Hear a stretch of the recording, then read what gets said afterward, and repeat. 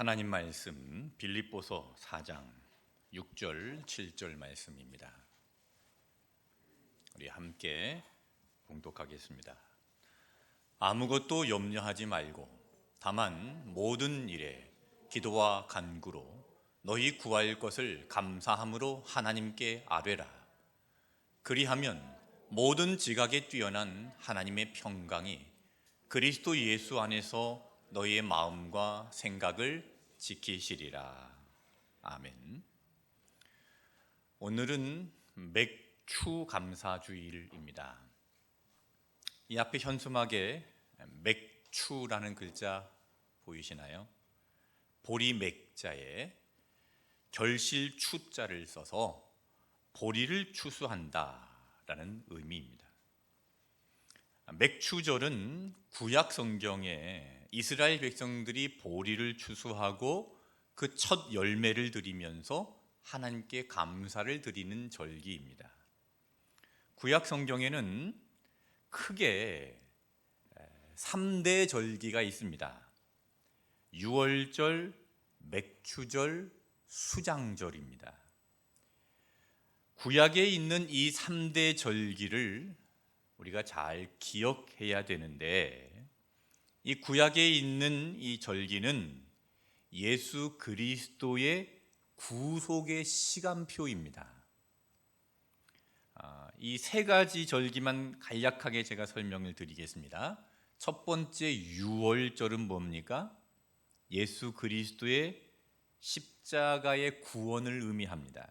예수님께서 유월절 어린 양이 되셔서 피를 흘리셨지요.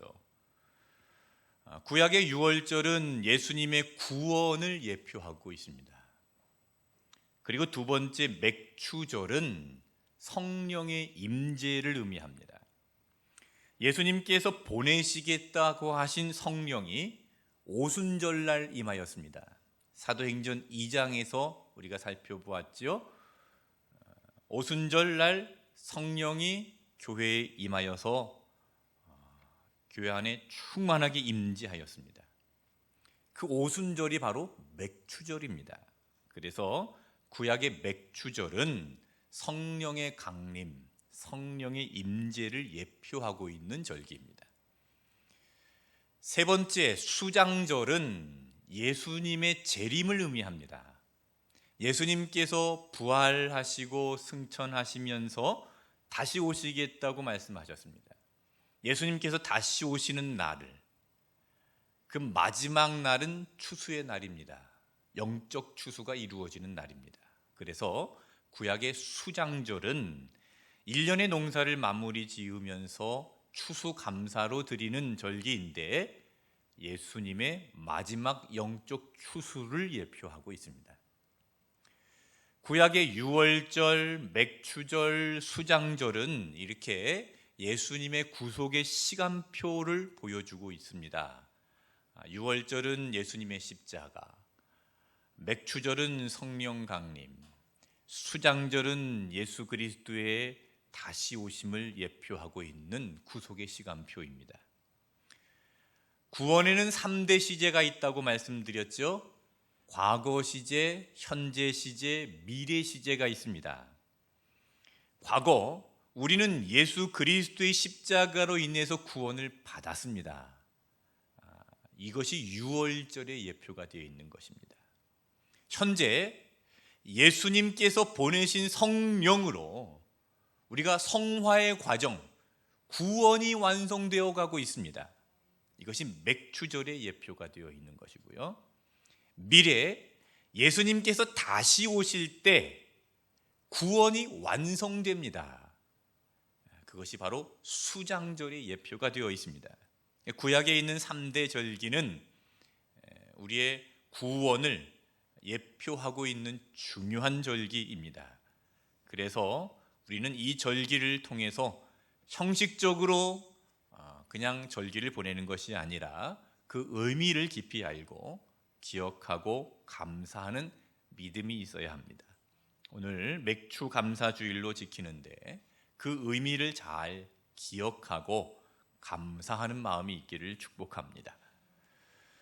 자, 오늘 빌립보서 강의 순서상으로는 2장 말씀을 다루어야 되는데 맥주 감사 주일이라서 빌립보서 4장에 있는 말씀을 미리 좀 당겨서 살펴보겠습니다. 빌립보서 4장 6절 7절 말씀을 중심으로 염려를 감사로 바꾸는 기도라는 제목으로 말씀을 전하겠습니다. 염려를 감사로 바꾸는 것은 기도입니다. 빌립보서 4장 6절 우리 함께 읽어보겠습니다.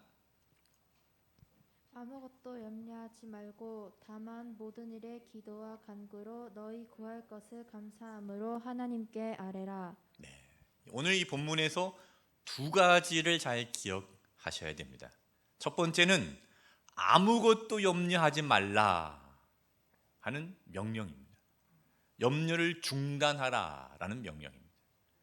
그리고 또 하나는 모든 일에 기도와 간구로 너희 구할 것을 감사함으로 하나님께 아뢰라. 이것도 명령입니다.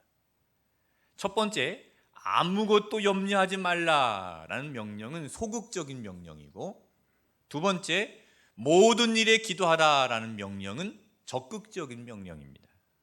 먼저 이 소극적인 명령, 아무것도 염려하지 말라, 이 말이 무슨 말인가 함께 살펴보겠습니다. 여기서 말씀하고 있는 염려라는 단어가 헬라어로 메림나테라는 단어인데, 이 단어에는 두 가지의 뜻이 합쳐져 있습니다. 나눈다라는 뜻과 마음이라는 뜻이 합해져 있습니다. 그래서 염려는 마음을 둘로 나눈다, 마음이 둘로 깨어진다라는 의미를 가지고 있습니다. 여러분, 우리 마음속에 염려가 생길 때 주로 어떤 말들이 우리 입에서 나옵니까? 미치겠네. 조금 심하게 이야기하면 환장하겠네. 이 마음이 둘로 나뉘어지고 혼란스러우니까 그런 말들이 입에서 튀어나오는데요. 염려는 그 말로만 그치는 게 아닙니다. 진짜 사람을 미치게 합니다. 전문 용어로 정신분열이라고 하죠. 우리의 마음을 분열시키는 겁니다. 염려는 마음을 둘로 나누어서 불안감을 줍니다. 염려는 이해력을 갈라놓기 때문에 확신을 뺏어갑니다. 염려는 인식의 능력을 갈라놓기 때문에 관찰력을 떨어뜨립니다. 염려는 판단력을 갈라놓기 때문에 결정 장애를 가져옵니다. 그래서 이 염려가 가득 차면 감정적으로 불안하고, 결정도 불안하고, 결정 장애가 오고, 정서가 불안하고, 밤에 잠이 오지 않는 불면증, 우울증, 조울증, 공황장애, 여러 가지 증상들로 나타납니다. 염려는 누구에게나 있는데 그 염려가 지나치게 되면 병이 되는 겁니다. 그래서 이 염려를 어떻게 해야 됩니까? 염려는 메림나테, 마음을 둘로 나누는 것이기 때문에 염려되는 상황이 생기면 정신을 바짝 차려야 됩니다. 마음이 둘로 나뉘어서 혼돈에 빠지지 말고 정신을 차려야 됩니다. 호랑이 굴에 들어가도 정신만 바짝 차리면 산다. 우리 말에도 그런 속담이 있죠. 여러분, 다윗이 골리앗과 싸우러 갈 때 정신을 바짝 차렸습니다. 골리앗과 어떻게 싸울까? 저 거인을 어떻게 넘어뜨릴까? 염려하지 않았습니다.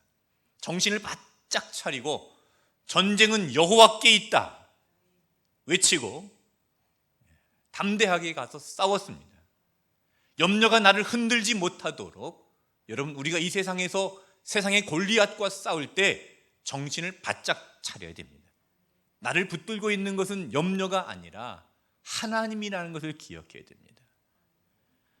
여러분, 이 땅을 살아가면서 중요한 것이 무엇입니까? 먹는 것, 입는 것 중요하죠. 잘 먹고 잘 입고 잘 살아야 합니다. 그런데 그것보다 더 중요한 것이 있습니다. 예수님께서 그것을 마태복음 6장 25절에서 우리에게 말씀을 하십니다. 같이 읽어보겠습니다. 그러므로 내가 너희에게 이르노니 목숨을 위하여 무엇을 먹을까? 무엇을 마실까? 몸을 위하여 무엇을 입을까? 염려하지 말라. 목숨이 음식보다 중하지 아니하며 몸이 의복보다 중하지 아니하냐. 예수님께서 질문을 하시죠. 무엇이 중요하냐? 예전에 영화에서도 그런 대사가 있었습니다. 무엇이 중한디? 여러분, 무엇이 중요합니까? 목숨이 중요합니까? 음식이 중요합니까? 몸이 중요합니까? 옷이 중요합니까? 생명이 중요합니까? 돈이 중요합니까? 당연히 생명이죠. 당연히 몸이죠. 당연히 목숨이죠. 그래서 무엇을 먹을까? 무엇을 입을까? 무엇을 마실까? 염려하지 말라는 겁니다. 왜요? 염려는 무엇이 중요한지 마음을 둘로 나누어서 중요한 것을 보지 못하게 하기 때문입니다. 목숨이 중요한데 돈이 더 중요한 것으로 착각하게 만들어버립니다.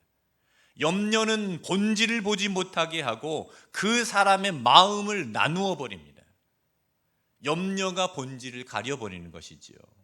마치 깨어진 거울로는 전체를 볼 수 없고 한 부분만 보게 하는 것처럼 마음을 조각조각 나누어서 한 부분만 보게 하고 전체를 보지 못하게 합니다. 그리고 내가 보고 있는 그 조각에 비춰진 것이 전부인 것처럼 착각하게 만듭니다. 그래서 염려에 빠져 있는 사람은 자신이 있는 그 상황이 전부인 줄 압니다.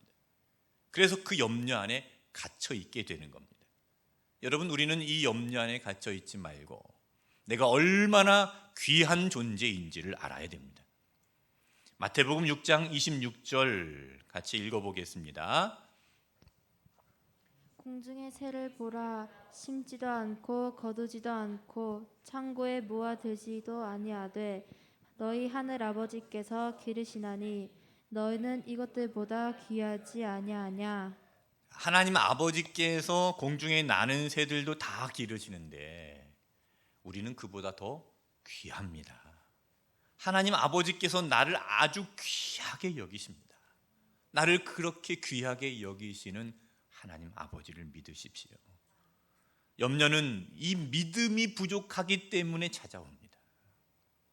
염려는 이 믿음이 나를 지켜주지 못하기 때문에, 믿음이 있어야 될 자리에 믿음이 지키고 있지 않으니까 그 자리를 염려가 차지해버리는 겁니다. 염려는 아무 유익이 없습니다. 자, 27절 말씀을 보겠습니다. 너희 중에 누가 염려함으로 그 키를 한 자라도 더할 수 있겠느냐. 염려함으로 키를 한 자라도 더할 수 있겠느냐. 여기 말하는 키는 사람의 키, 신장을 말합니다. 그런데 이 키라는 단어가 시간이라는 뜻으로도 사용이 되었습니다. 그러니까 염려함으로 키를 한 자라도 더할 수 있느냐, 이 말씀은 염려함으로 그 생명을 한 시간이라도 연장할 수 있느냐라는 질문입니다.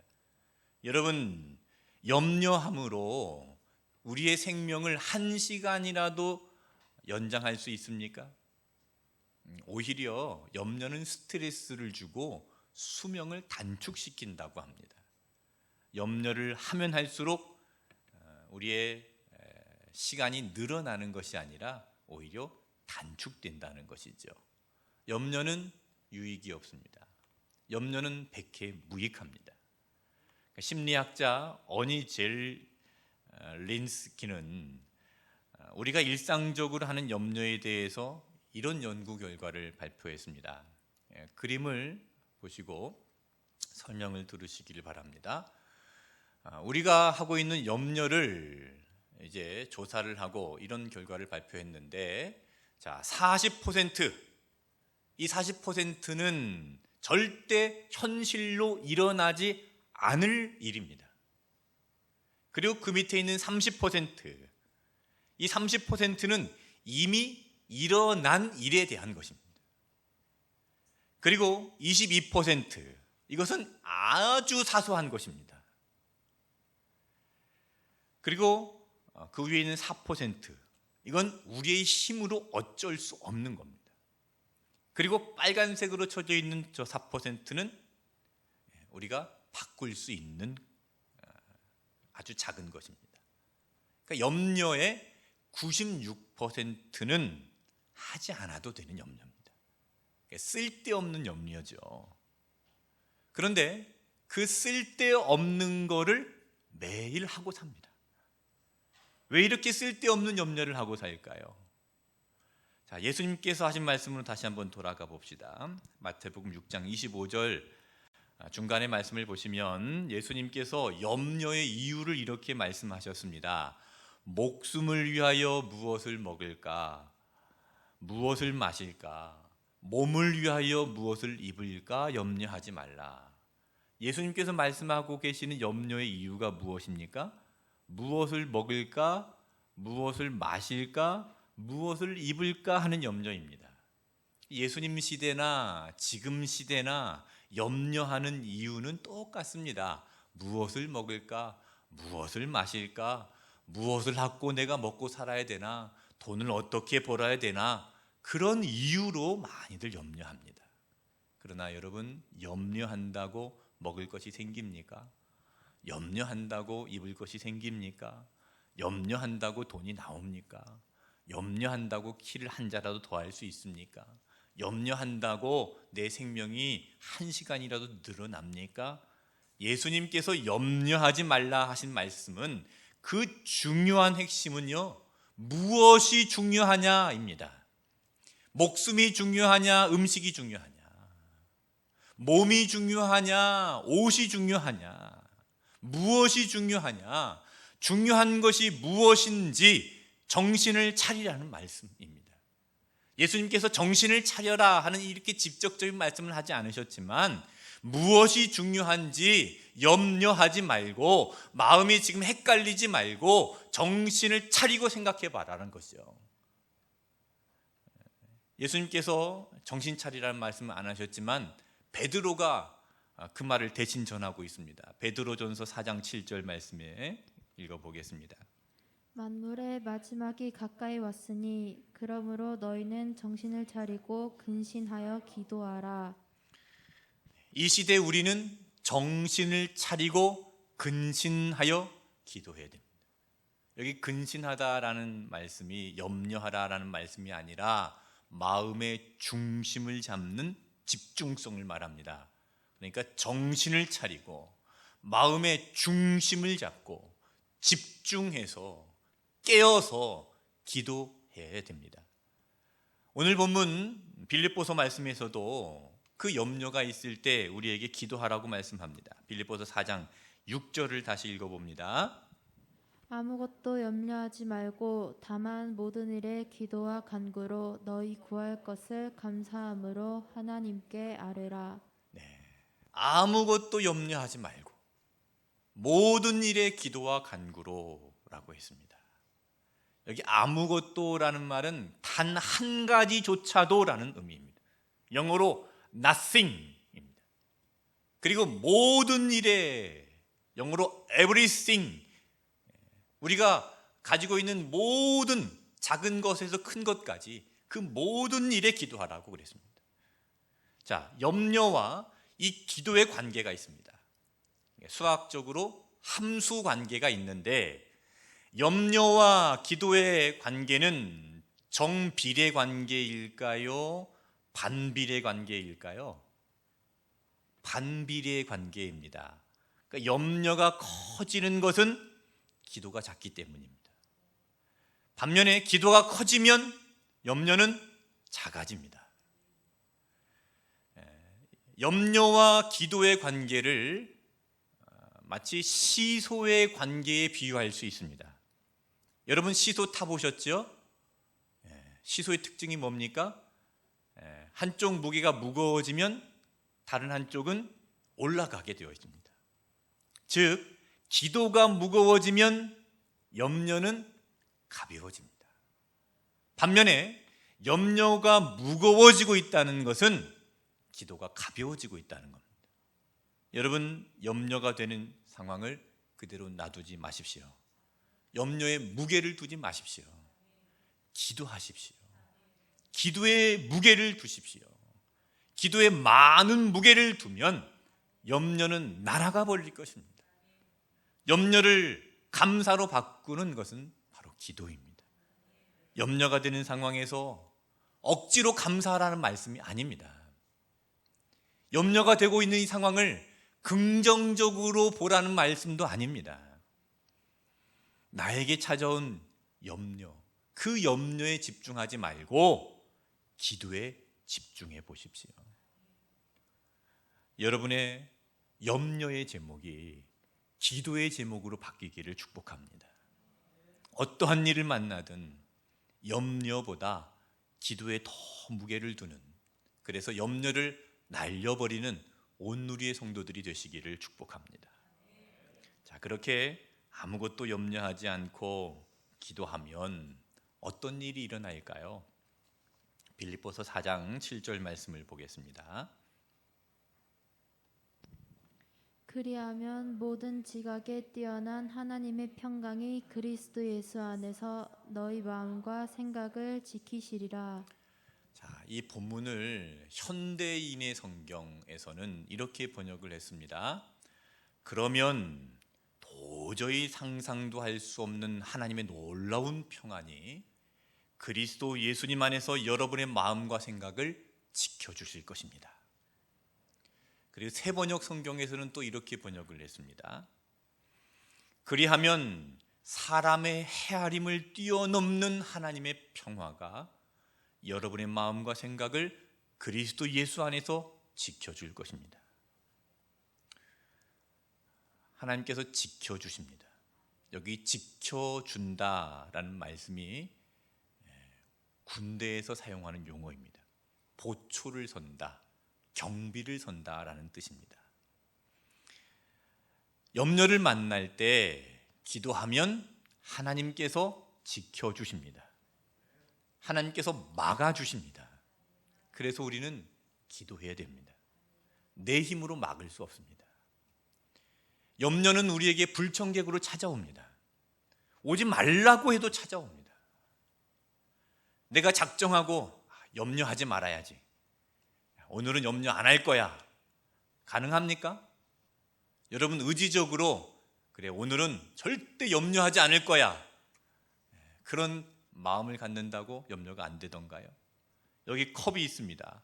이 컵을 여기다 딱 놓고 생각하지 말아야지, 오늘 이 컵 생각하지 말아야지 하면은 더 이 컵이 생각이 납니다. 내 힘으로 안 됩니다. 내 의지로 안 됩니다.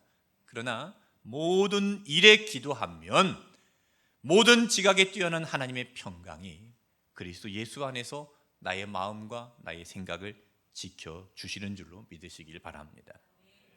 도저히 상상할 수 없는 하나님의 놀라운 평안이 그리스도 예수님 안에서 여러분의 마음과 여러분의 생각을 지켜주십니다. 사람의 헤아림을 뛰어넘는 하나님의 평화가 여러분의 마음과 생각을 그리스도 예수 안에서 지켜주십니다. 염려가 될 때 기도하면 하나님께서 그 염려를 감사로 바꾸어 주십니다. 그 염려 가운데 우리 마음에 평강을 주시는 것입니다. 제가 예전에 이 본문을 가지고 중고등부 수련회에 가서 특강을 했습니다. 특강 끝나고 교사 중 한 사람이 찾아와서 이런 질문을 하더라고요. 목사님, 그러면 우리가 기도하면 내 문제가 해결되는 것이 아니라 하나님께서 평강을 주신다는 말씀인가요? 좀 실망이 돼서 물어본 것 같습니다. 기도하면 내 문제가 해결돼야 되는데 이 문제는 해결되지 않고 평강을 주신다는 말씀인가요? 여러분 어떻게 생각하세요? 여러분 실망하지 마십시오. 단정지어서 이야기할 수는 없지만 상황이 다르고 경우가 다르기 때문에 딱 이거다라고 말씀드릴 수는 없습니다. 여기서 말씀하고 있는 평강이 기도하면 문제가 해결되어서 오는 평강일 수도 있고, 문제는 그대로인데 이 문제를 견딜 수 있는 평강이 될 수도 있습니다. 자, 여러분은 어떤 게 좋으세요? 1번, 기도하면 문제가 해결되어서 염려되는 상황이 변해서 평강이 오는 것. 2번, 기도했는데도 문제는 그대로 있고 염려되는 상황은 그대로인데 그 염려를 견딜 수 있는 평강으로 채워주는 것. 1번입니까? 2번입니까? 네, 저도 여러분이 1번이 되기를 축복합니다. 그러나 여러분 2번이 되더라도 실망하지 마시길 바랍니다. 1번보다 2번이 더 큰 감사가 있습니다. 1번의 감사보다 2번의 감사가 더 수준이 높은 겁니다. 그러므로 감사보다 그리 아니하실지라도의 감사가 더 성숙한 감사입니다.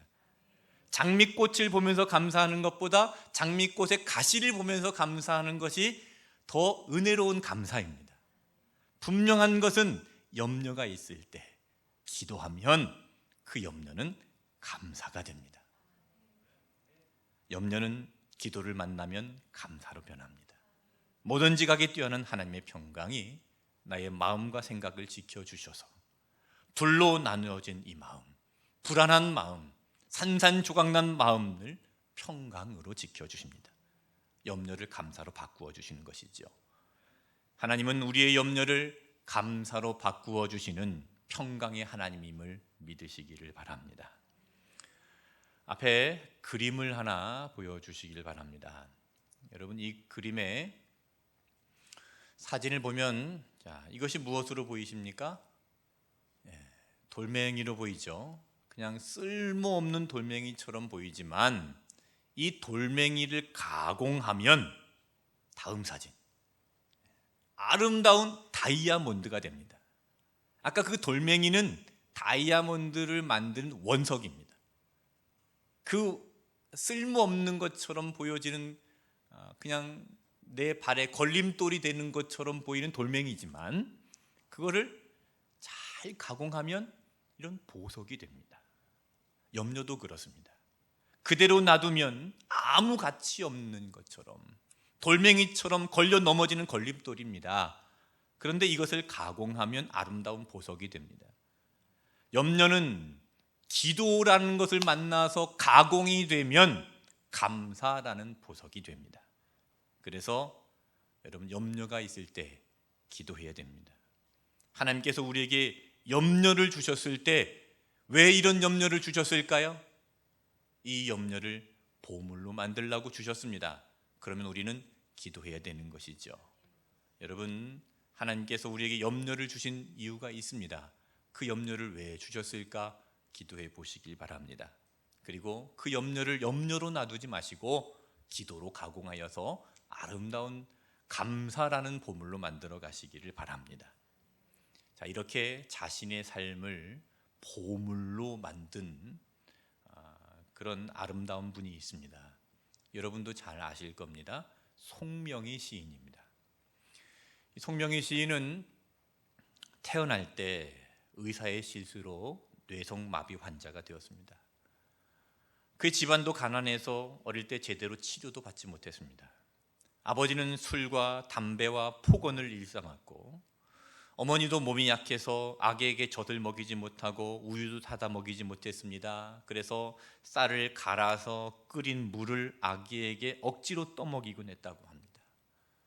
그렇게 어려운 형편으로 이 송명희 시인이 이제 성장을 하다 17살이 되었을 때 17살이면은 사춘기 여고생 아닙니까? 그런데 그때 친구들에게 놀림을 당하고 몸도 불편하고 통증도 심하고 희망도 보이지 않고 그래서 자신의 삶을 저주하면서 하나님과 또 부모를 저주하면서 원망하며 자살을 하려고 결심을 했답니다. 그런데 그때 극심한 절망 속에 있는 그 소녀 송명희를 하나님께서 찾아오셨습니다. 육신의 아버지는 날마다 술과 담배와 욕설로 자신을 힘들게 했는데 하나님 아버지는 사랑으로 찾아오셨습니다. 그 뒤로부터 이 소녀 송명희는 성경을 읽기 시작했고 하루에 5시간 기도를 하기 시작했습니다. 기도를 할 때마다 하나님께서 음성을 주셨답니다. 그래도 나는 너를 사랑한다. 그래도 나는 너를 사랑한다. 그 음성을 듣고 마음의 평강이 찾아왔습니다. 그래서 그 감동을 깨달은 것을 노트에다가 기록을 하기 시작했습니다. 그 기록들이 복음성가의 가사로 나와서 그 다음부터 송명희 시인이 이제 알려지기 시작했지요. 간증을 다니기 시작했고, 그녀의 간증을 통해서 많은 사람들이 회개하고 주님께로 돌아오는 역사들이 일어났습니다. 어느 날 어떤 분이 송명희 씨에게 이런 제안을 했답니다. 미국으로 데려가서 치료를 받게 하면 어떻겠느냐라는 겁니다. 수술을 받으면 더 좋아질 텐데 이 치료비와 경비를 다 우리가 부담할 테니까 가서 치료를 받고 오자는 것이었습니다. 이 뜻밖의 제안에 송명희 시인은 아무 말도 할 수 없었다고 합니다. 조용히 기도하다가 떨리는 입술로 이렇게 고백을 했습니다. 난 이대로가 좋아요. 주님이 만들어주신 이대로 그냥 살겠어요. 그때 고백한 찬양이 바로 나라는 찬양입니다. 제가 1절 가사를 읽어드리겠습니다. 자막이 준비되어 있습니다. 1절 가사를 한번 보여주세요. 나 가진 재물 없으나, 나 가진 지식 없으나, 나 남에게 있는 건강 있지 않으나, 나 남이 없는 것이 있으니. 지금 송명희 시인은 지금 주님께서 지으신 나, 재물도 없고 가진 것도 없고 건강도 없지만 그냥 이대로가 좋다는 고백입니다. 나는 지금 재물도 없고 가진 지식도 없고 남에게 있는 건강도 없고 염려와 근심과 그 고통의 자리에 있을 수밖에 없지만 여기에서 멈추지 않습니다. 자신의 고통 그 한가운데에서 하나님을 부르고 하나님을 만났습니다. 그래서 2절에서 이렇게 고백합니다. 나 남이 못 본 것을 보았고, 나 남이 듣지 못한 음성 들었고, 나 남이 받지 못한 사랑 받았고, 나 남이 모르는 것 깨달았네. 여러분, 믿음의 사람은요, 가진 재물이 없어 염려가 되고 건강이 있지 않아서 염려가 되지만 거기에 빠져 있지 않습니다. 거기에 멈춰 있지 않습니다. 믿음의 사람은 1절에서 끝나지 않습니다. 2절까지 가는 겁니다. 그 염려의 자리에서 기도하면 모든 지각에 뛰어난 하나님의 평강이 그리스도 예수 안에서 나의 마음과 생각을 지켜주십니다. 염려가 감사로 바뀌고 내가 살아갈 이유를 알게 되고 내가 지금 연약하고 부족하고 없는 것이 많고 몸도 불편하고 다른 사람들에 비해서 상대적으로 너무나 부족한 상태이지만 이 상태가 얼마나 좋은 것인지 하나님께서 나를 알게 하십니다. 그것이 감사가 되는 것입니다. 그래서 나 남이 못 본 것을 보게 되고 나 남이 듣지 못한 음성을 듣게 되고 나 남이 받지 못한 사랑을 받고 나 남이 모르는 것을 깨닫게 됩니다. 여러분, 염려에 빠져 있지 말고 염려에 머물러 있지 말고 염려를 감사로 바꾸는 온누리의 성도들이 되시기를 축복합니다. 염려를 기도로 가공하여서 아름다운 감사의 보물로 만들어 가시는 온누리의 성도들이 되시기를 축복합니다.